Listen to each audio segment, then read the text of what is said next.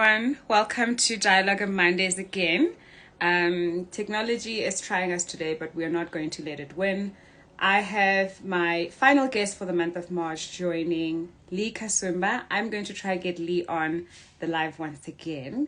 And just by way of recap, March has been a month where we've been talking to women who are not just blazing trails in their respective industries, but women who are leading with purpose, women who see their missions as bigger than just their work, and women who are in multiple areas doing incredible things. So we're going to have Lee join us shortly, and we'll get right into it.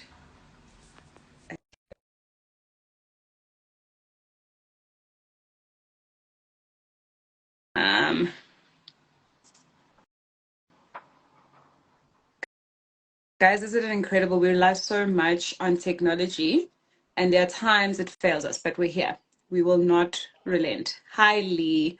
I am so sorry. It's okay.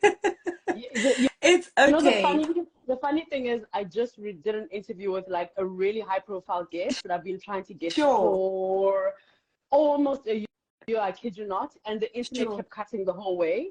So I had two like really amazing guests at my last two interviews, and the internet Oh kept my. dropping, and I was like, Lord, please let them not hang up. So Please, trust me, not now. not now.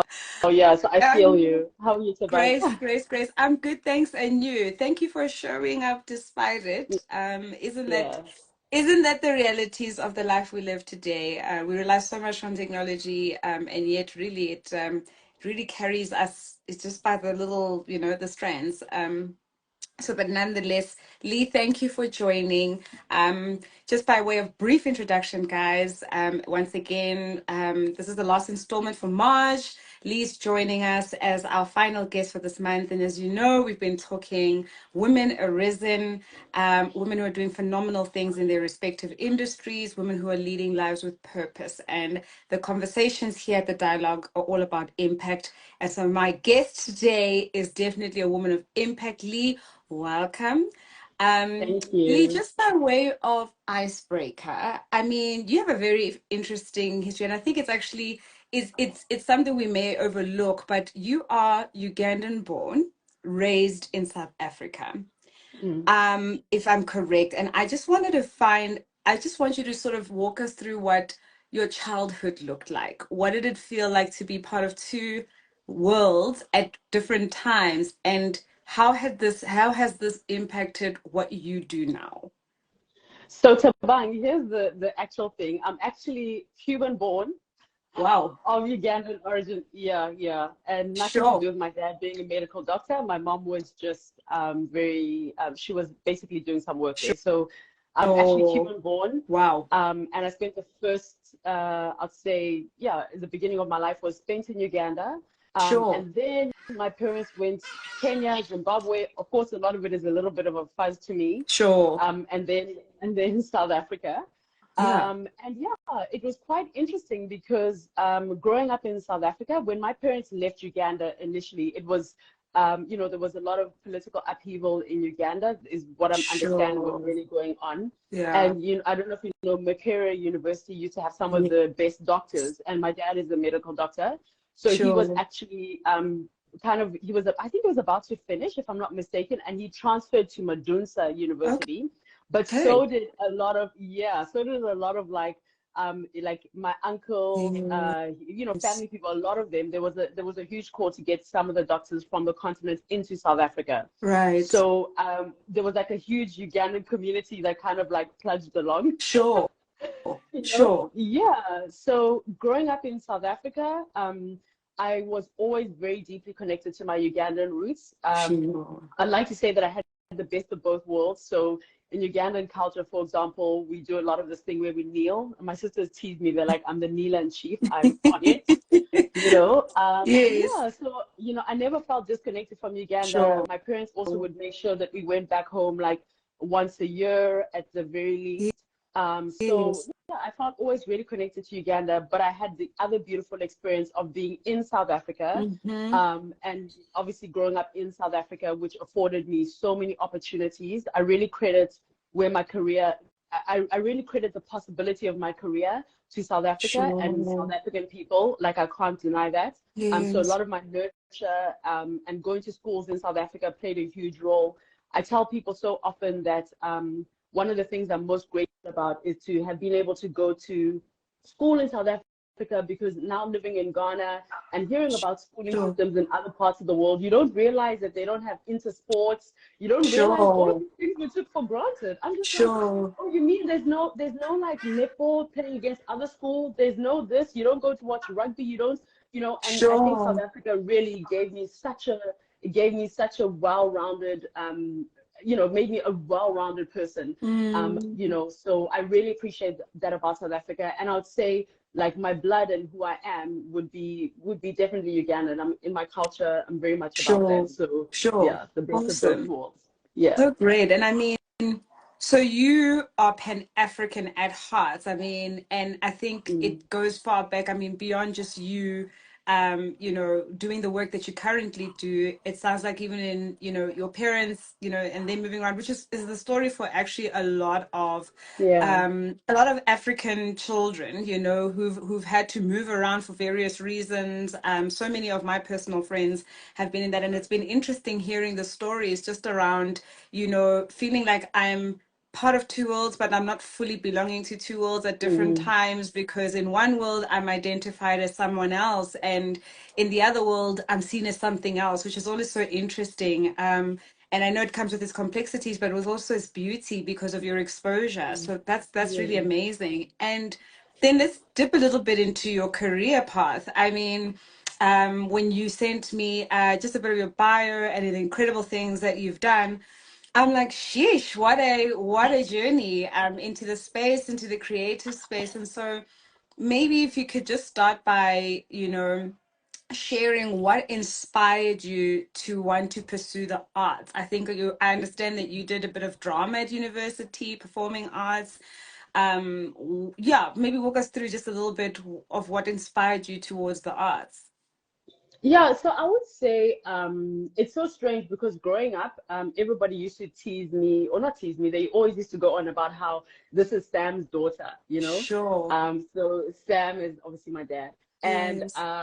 and I remember my mom, rest in peace, she would always get so irritated because I would follow my dad everywhere, like that was my whole thing. Like whatever my dad was, like that's what it was. I assumed the position as Sure. his favorite, like till today. Yeah.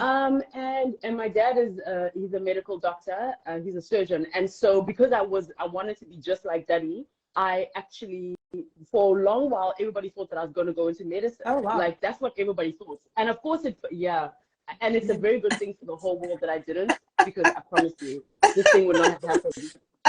So yeah, so so it was all of that. I was really that's what I thought that I always wanted to do. Sure. Become a doctor because of my dad mainly, Sure. and so forth. But while I was in school, I was involved in so many things, and I think my personality really opened up. And part of why it Sure. opened up is that, when I was in my early stages of high school, my mom passed away, Sure. and this played such a huge impact. So I became so overly involved in so many things because I couldn't control the fact that she had passed away, but I could Mm. control, being involved in different things. So I had like a, Sure. eclectic personality. So you kind of go to school and you're just doing well, you're studying, you're doing this, you're part of drama, cheerleading, everything, debating, first team netball, all of that, because in the background you're dealing with a lot. So this is what was kind of the backdrop to my story. Anyhow, I then somehow, I don't even know where it was, because I always enjoyed music, and I always, like, for example, I always listened to hip hop. My sisters and I, we were always Sure. involved in music and creative at home. And then when I was in grade 10, I then suddenly decided that no, I wanted to go into the creative field. Like I wanted to Sure. be an artist. Sure. So what people don't know is that I actually used to be a dancer. Sure. And I was even trained, yeah, David Matimela, I was like part of, like, he used to train me sometimes and stuff, just Sure. weird things. I danced, I did some choreography for Louis, so the story is wild. All the while, my dad not knowing, yeah, my dad not really knowing about that, but I just Sure. I enjoyed the creative because it gave Yeah. me a way of the creative can heal you in ways that you don't really know. And it's only in retrospect that I'm realizing it had a lot to do with how I was, Sure. how I was managing pain. Um, so yeah, so I basically go in, and I now this bug has bitten. Yes. And the thing that my dad thought was a hobby, I was like, now suddenly I was like, no, because I even told him, oh, get me a keyboard, do this. So he was like very happy to oblige until the day I decided, oh, I want to be a musician. Imagine, very traditional Ugandan Right? man, very, you know what I mean? And Yes. he's just like, this is my darling daughter. She's never going to do something I don't want. So this whole thing is happening. And I'm Sure. like, it's the first time in my life that I'm so, I don't really like the word, but I was a little bit, not defined, I was very Right. certain, like something in my spirit, I guess, Determined. knew that this is what I was meant to do. I was determined, yeah. Yeah. So my dad and I don't speak for a while. The news goes out across the family because, my family's all over Righty. the world from my mom's side, my dad's side. Everyone is Sure. like, Sam and Nabunya, my Ugandan name is Nabunya. Sam and Sure. Nabunya are not talking. It was like the whole thing was Wow. wild. So my dad walks into my room one day, and he just drops on the bed. He drops these brochures for Wits University, and he's like, "Oh, you're going to do a drama degree and everything." In my mind, I'm like, "Oh, thank you." I'm like, "Oh, the best dad in the world." Little did I know, because this was the compromise, right? So little did I know that a BA Dramatic Arts at Wits was a lot of theory. As in, I had 16-hour days. Do you understand what I mean? It was like it was everything. It was theater, it was this. I majored in script writing, but it was also media studies. There was a lot of it, long essays. I was just like, wow, this is not quite what I signed up for. This is not what I imagined. It's not what I imagined. Yeah. But now it's like, I'm finishing high school, and I get accepted into Wits and so forth. And at the same time, but then I could also sneak in music classes because I used to play, keyboard and stuff like that. And my dad was okay with it. Bearing in mind, he played in a band, and he actually backed up Miriam Makeba when she was in Uganda. Come on. So he was okay. I think the bug was inside of my spirit. Sure. And maybe that's why my dad was a little bit lenient, because he could recognize himself. Yes. So yeah, so I basically then I was doing that, and then I ended up on YFM. And while I was in YFM, because I needed to make additional money, because the music course that I could take during the first semester, my first year out of high school, I could no longer do. Now I had to pay for music classes. Sure. So YFM was like a means to an end to make money without my dad knowing. Amazing. Yeah? So hence the name Lee. He had no idea. And then I ended up in the creative field. And obviously YFM, for anybody who knows, was just really the launch pad. So a lot of the people you see coming out of South Africa now, Trevor Noah, everybody, Black Coffee, all of them, it was all YFM alumni. Like that's where that all comes from. So imagine being around all of these amazing people, being inspired, but also imagine your dad dropping you at university every day, not knowing you're on radio, you sneaking off to go to radio, then coming back, and then he's busy going on, oh, this is my amazing daughter. That time my sister's like hitting the plates. My older sister's in Japan, so she would have been the one who let the cat out the bag. My other sister, bless her heart, was just so entertained by my life. She couldn't believe it. She was okay to get into concerts, parties, but she would get super irritated, The pics. So that was how that, and then it was a series of just saying yes to opportunities. I would say I definitely was never the first or the most obvious choice. Sure. But every single opportunity that opened up, the interviews, getting, everything expanding, was literally an opportunity kept knocking at the door, and I kept on saying yes. Opportunities knocked, and I kept on saying yes. Come on. So that's literally how all of that happened. And then just as an added caveat, so I mentioned about my dad, but then then there was I met with my mom's, my mom has a very big family. So one of my mom's brothers is in South Africa, in Pretoria. So we're like talking, this is like not too long ago. And I remember saying to him, I was like, oh, Uncle Martin, I really feel so different to everybody, because, there's like pharmacists, everybody's like serious, and then there's me. Yes. And then he said to me, oh, don't you know that your grandfather was the person who was responsible for getting TV into Uganda? I was like, what? And then he was also Obote's press secretary. I know. So it got me thinking that maybe it's the life that chose me, It just sometimes comes with its ups and downs, and it's super bumpy. It's very bumpy, but I think maybe I'm just continuing on a legacy that was on both sides, I think. Sure. incredible. And I love that. I love that we can always find traces within our own even context and families of where these passions come from, what's inspired this. I mean, Hmm. like your grandfather being this pioneer and the catalyst for bringing in like a different form of media into the country at a certain point in time, and that sits with you or within you as well. I love things like that because I think they make me believe in purpose and destiny Yeah, even more. yeah. But then just to like go into it, because obviously storytelling with Africa at the center is one of the missions for you, and including what you've started. So I know you've got She Speaks Africa, you've got your podcast, which has been nominated for an international award, the Africa Whisperer, and Africa is a real focus point. I mean, I was just even thinking when I was looking at some of the work that you've actually done, I was like, there was a program. So I was always attracted going to varsity and school to programs that promoted Africa. It's something I'm Pan-Africanist in my heart as well, and I think it's called the Africa Rising Project, which I'm not, if I'm not mistaken, wasn't that the docu-series that profiled prominent African leaders within different spaces Mm. at a particular time, and just like this is amazing. Even the work that you've done around Channel O, Big Brother, really really cool things. But all of it at the heart of it. I mean, even a rock, guys. I'm a rock fan. My family, my mom and I, we are like, listen. People think some of the stories, are cheesy and corny, but I absolutely love it because I think it Yeah. shows a part of us that everyone is kind of used to. That's why maybe they don't gravitate towards, but they know it's just a part of who we are. And I just want to know what in particular is what inspired the African you wanted to tell the African story. I mean, it could have been anything. You could have gone to New York, you could have gone to, France or whatever and decided to do the creative thing there. Why Africa?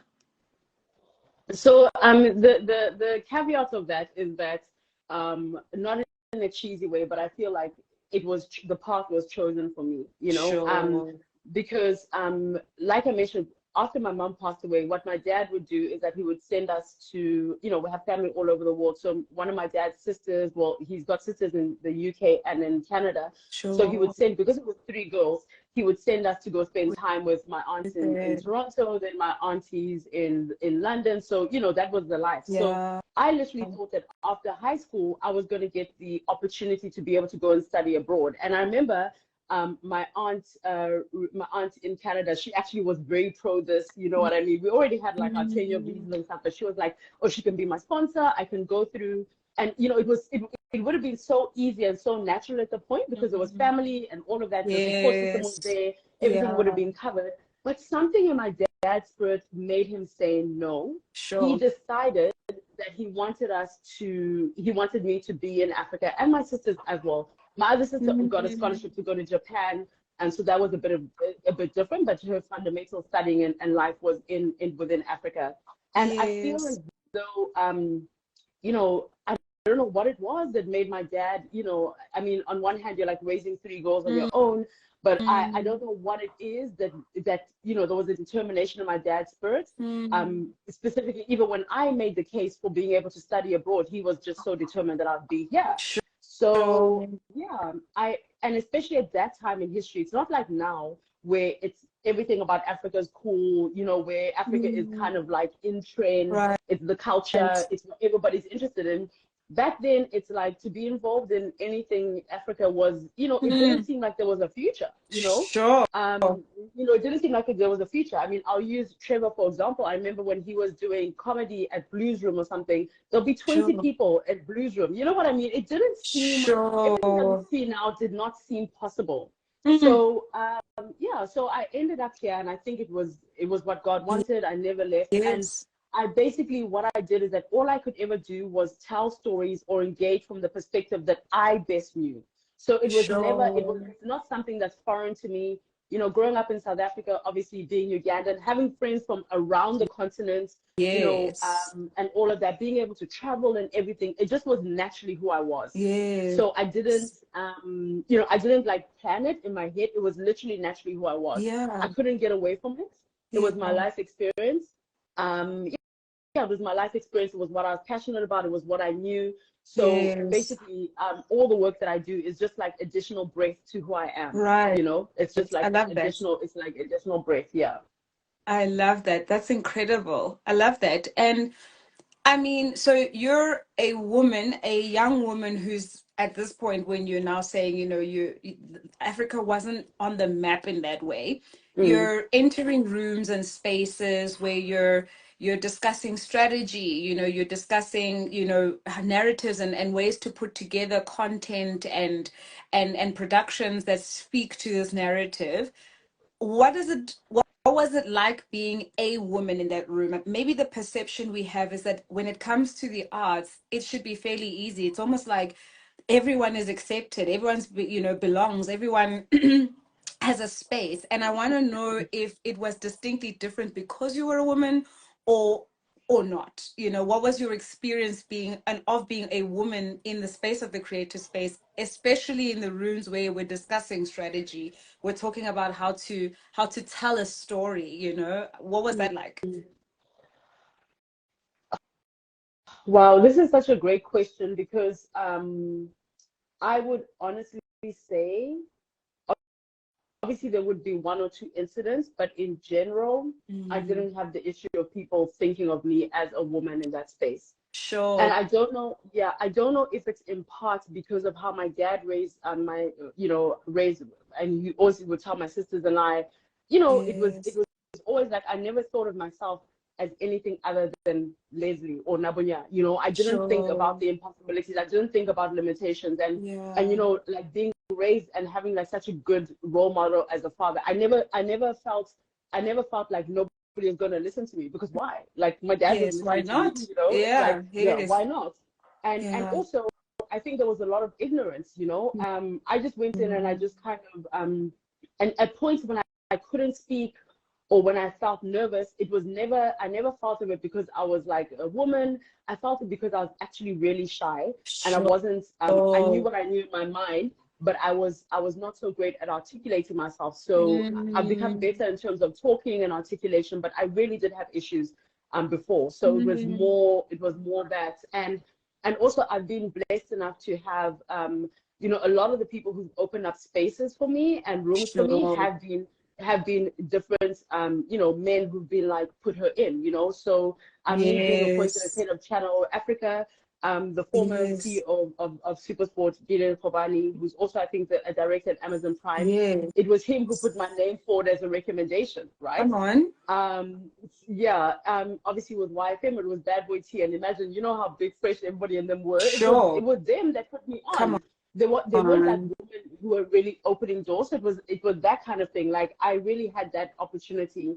And Yeah. then when I started working, say, getting a lot more into strategy and all of that, this is when I was the head of Channel Africa, and then I was one of the exec producers for Big Brother Africa, and deciding who was going on the Sunday stages, all of that stuff. My Right. boss was an amazing woman, Biola Labi, who is the Sure. MD of Mnet Africa, Sure. and she's Nigerian. She grew up in the States, so she was very strong, and so all I was just like emulating what Viola was about, Sure. that was that, so I feel like I got more of a soft landing than other people in that Sure. perspective, but I recognize that people have had issues being a woman in the space. Yeah, Yeah. so even when we go into meetings, I remember, I won't mention the people, but we went into a meeting with a very powerful company, Sure. with two very big brands, and one of them is a global, one of them is a Nigerian company that's really huge. And Yeah. the one that's a global is actually one of the top companies in the world. And I Sure. remember that Biola Labi and Gideon literally said, "Okay, Leslie, you're going to present on this, on the music." Like they didn't even think twice. They literally just, and imagine the whole time I'm They love still it. the Yeah. exec. Yeah, I'm the exec in sneakers, right? It was Sure. like the whole time. All they would say is they'll say, "Look, you can't wear that for this. Just be a little bit put Okay. together, especially when you're in Yes. Nigeria." But it Right. was like, in essence, when I'd be sitting in meetings, that's Yeah. who I was. Even when Africa Magic decided to put in more urban content, so what you see now is Africa Magic Showcase, Right. that was because, Biola Labi, Gideon Kobani, Erica allowed me to have a voice. And I said, look, we need to be able to put in more of, more urban content and so forth. That's how Right. those channels were kind of built. So, Yes. yeah, so I I was really lucky with that, you know. And even the Nigerian brand that we went into a meeting with, I'll never forget.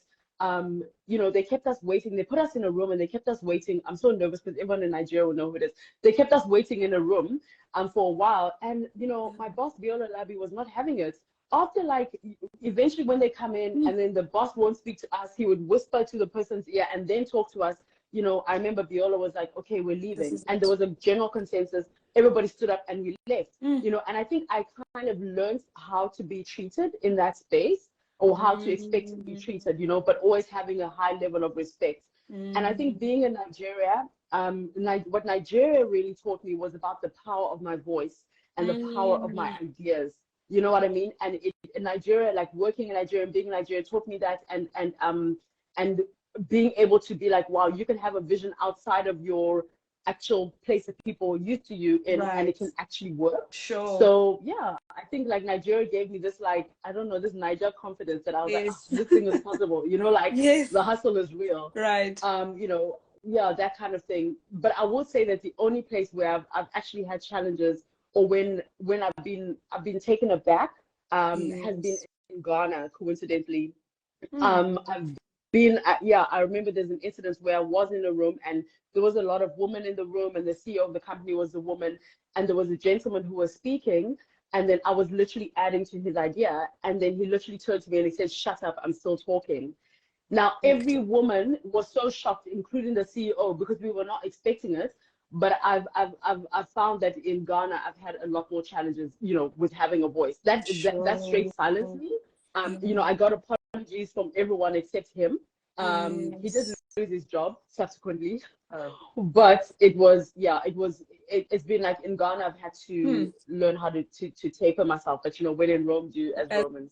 As the Romans do. Wow. Yeah, and I think one thing I'm taking from what you've said about holding space, I guess we all need Biolas, first of all, you know, and people who hold space. And I think every time, I know in the context I'm in, we often talk about what it really looks like to mentor. You know, networking was a word at one point, but it's gone beyond that. And sometimes it just means holding the door open for people, creating spaces, mentioning people's names in rooms, you know, which you got, and which was really so precious. I see all the Ghanaians on the live saying, this is not the Ghanaian way. No.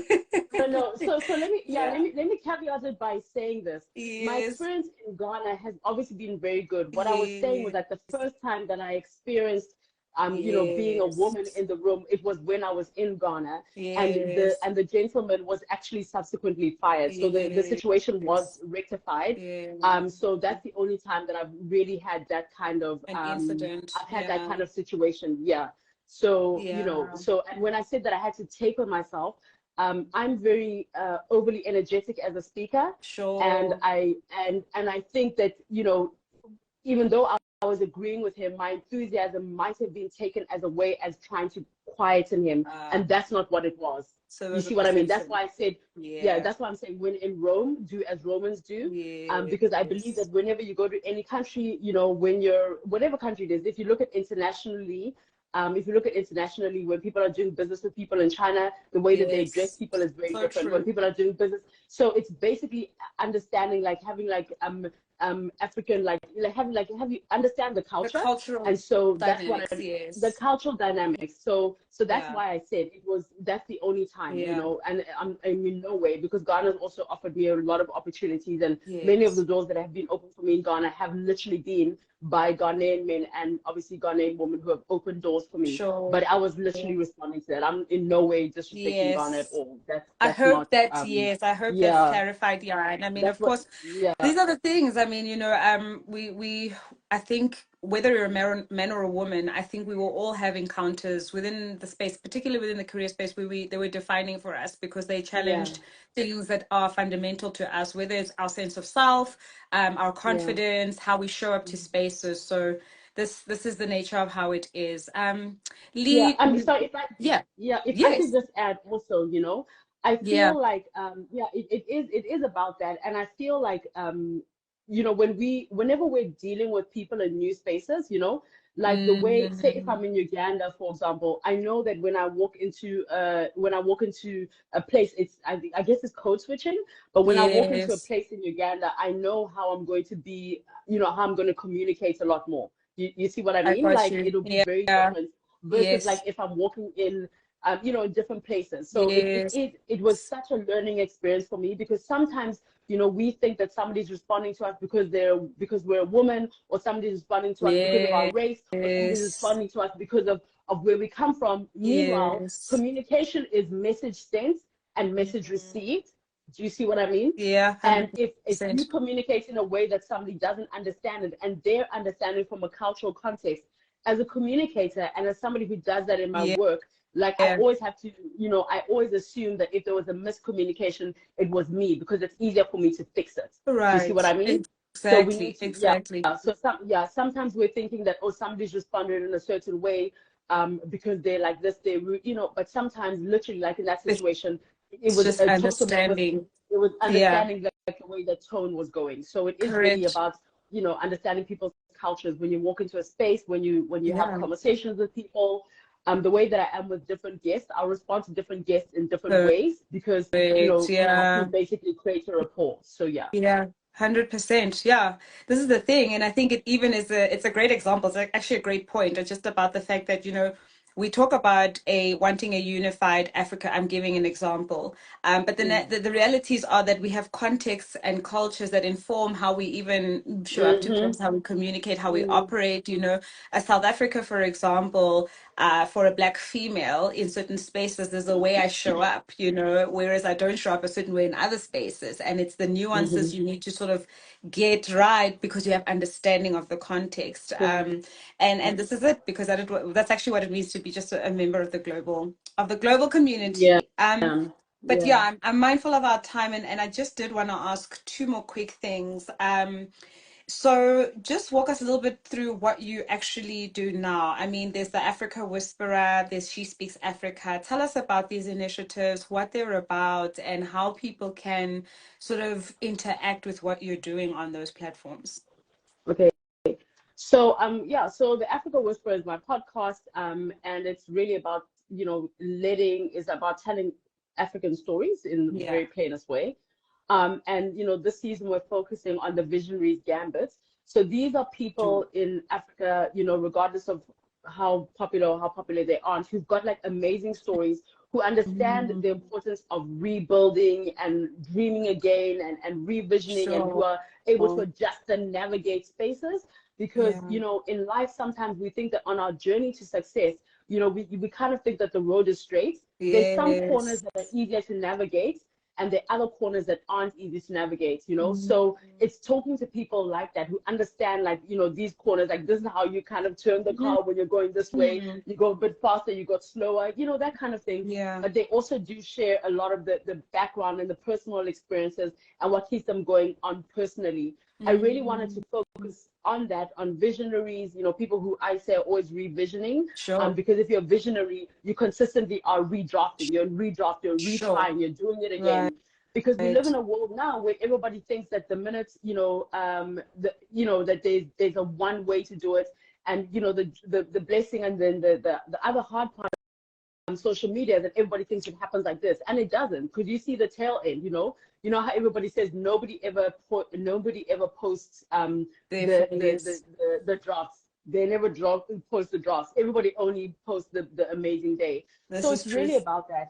Yeah, it's really about that. And those are the kind of people that I've been speaking to. And this time around, I was doing it in seasons, but now I'm going to be doing it in perpetuity. And I'm really Okay. going to focus on that Awesome. because yeah, we need encouragement. We need to know that there are people who are just Yes. like us, who Yes. maybe have had challenges. We need to know how people were able to redirect, how people are also internalizing what's going on around them, because I think it's Yes. a way of really helping. And a lot of the conversations that I've had, I kid you not, I have left and I've felt as though, wow, this point was for me. Sure. Like this was for me. So after, like, actually not even a lot, after all of the conversations, I'm actually very emotional because it's always as though it's Sure. something that Yeah. I needed to hear. Yes. And that's my hope. with the conversation that it'll always be that somebody needs something that somebody needs to hear. Sure. That's my ultimate hope. And also for my guests is also hoping that they also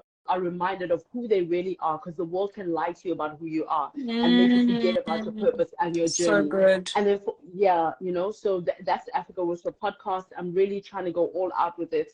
Yeah. It is quite challenging. The podcasting world is quite competitive and challenging, but Sure. we'll just keep going at it. Come on. So that's the Africa, so please go to the Africa Whisperer, listen on YouTube everywhere. Yes, We had guys. an amazing guest this week launching. Yeah.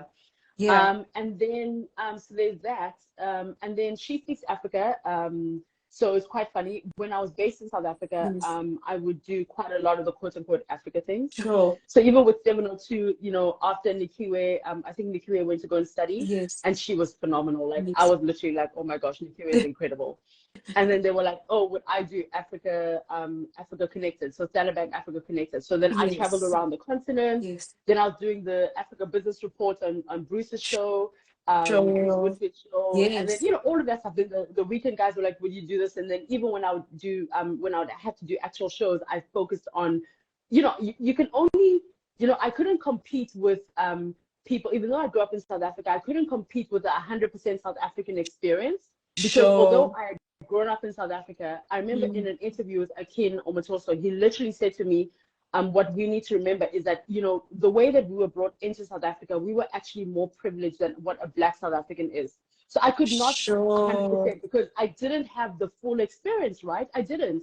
I came in South Africa, a lot of what was going on in my life was very much sheltered, versus like what, one of my friends, who was from South Africa, whose parents have been involved in the apartheid struggle and everything. So all I could do was share my narrative and find a way of telling people about the Africa that I loved. That's all that it was, like the stories that were of interest.